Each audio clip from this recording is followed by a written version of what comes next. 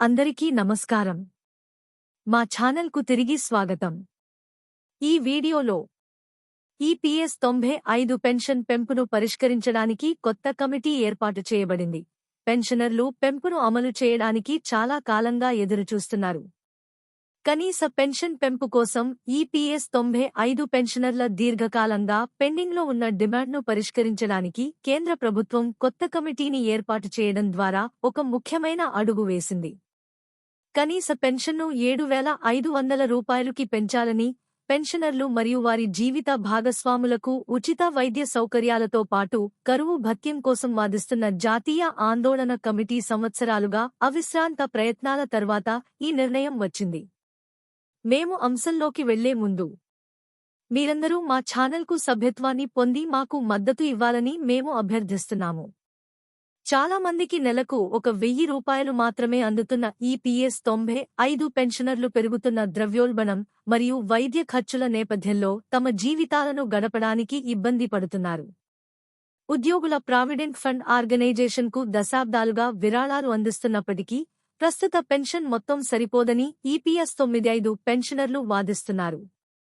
ఈ ఉద్యమంలో ఎన్ఎస్సీ ముందంజలో ఉంది, నిరసనలు నిర్వహిస్తుంది, రాజకీయ నాయకులను కలుస్తుంది మరియు పార్లమెంటులో ప్రభుత్వాన్ని ప్రశ్నిస్తుంది, వారి దుస్థితిని ఎత్తిచూపుతుంది. ఆర్థిక మంత్రి నిర్మలా సీతారామన్, కార్మిక మంత్రి మన్సుఖ్ మాండవీయతో విస్తృత చర్చలు మరియు ప్రధానమంత్రి కార్యాలయం నుండి కూడా హామీలు ఇచ్చిన తర్వాత ప్రభుత్వం చివరకు కొత్త కమిటీని ఏర్పాటు చేయాలని నిర్ణయించింది. ఈపీఎస్ 95 కింద కనీస పెన్షన్ను పెంచే సమస్యను విశ్లేషించి పరిష్కరించడం ఈ కమిటీ లక్ష్యం. లక్షలాది మంది పదవీ విరమణ చేసిన వారిలో ఆశను తిరిగి రేకెత్తిస్తూ ఈ విషయాన్ని తీవ్రంగా సమీక్షిస్తామని ఆర్థిక మంత్రి హామీ ఇచ్చారు. కొత్తగా ఏర్పడిన కమిటీ ఈ వారం తన మొదటి సమావేశాన్ని నిర్వహించాల్సి ఉంది. కానీ జరుగుతున్న పార్లమెంట్ సమావేశాలు మరియు రాబోయే పండుగల కారణంగా దానిని వాయిదా వేయాల్సి వచ్చింది. అయితే కమిటీ ఏప్రిల్ 2025 మొదటి వారంలో తిరిగి సమావేశమవుతుందని నిర్ణయించారు. ఈ సమావేశంలో ఈపీఎఫ్ చైర్మన్, ఎన్ఎస్సీ ప్రతినిధులు మరియు ఇతర యూనియన్ నాయకులతో చర్చల కోసం తేదీని ఖరారు చేయాలని వారు యోచిస్తున్నారు. సమావేశంలో చర్చించాల్సిన పెన్షనర్ల ముఖ్య డిమాండ్లు: 1. నెలకు 1,000 రూపాయలు నుండి 7,500 రూపాయలు వరకు కనీస పెన్షన్ పెంపు. 2. ద్రవ్యోల్బణానికి అనుగుణంగా పెన్షన్లు ఉండేలా చూసుకోవడానికి డియర్నెస్ అలవెన్స్. 3. పెన్షనర్లు మరియు వారి జీవిత భాగస్వాములకు ఉచిత ఆరోగ్య సంరక్షణ.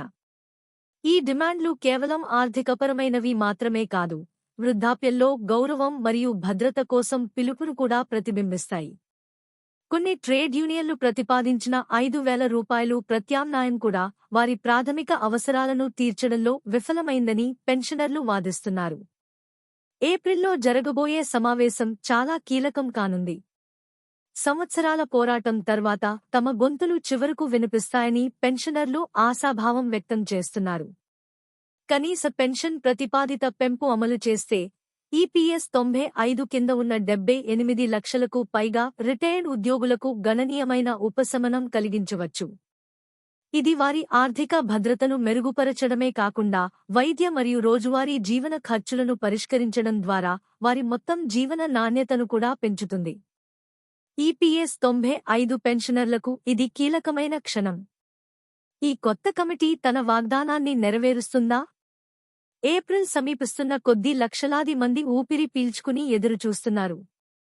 ఈ వీడియో మీకు ఉపయోగకరంగా అనిపిస్తే దిగువ వ్యాఖ్యలలో మీ అభిప్రాయాలను వినడానికి మేము ఇష్టపడతాము. ఈపీఎఫ్ఓ మరియు ఈపీఎస్ 95 పెన్షన్లకు సంబంధించిన అన్ని విషయాల గురించి తాజాగా ఉండటానికి దయచేసి మా ఛానల్ని లైక్ చేయండి, షేర్ చేయండి మరియు సబ్స్క్రైబ్ చేయండి. ఈ వీడియో చూసినందుకు ధన్యవాదాలు.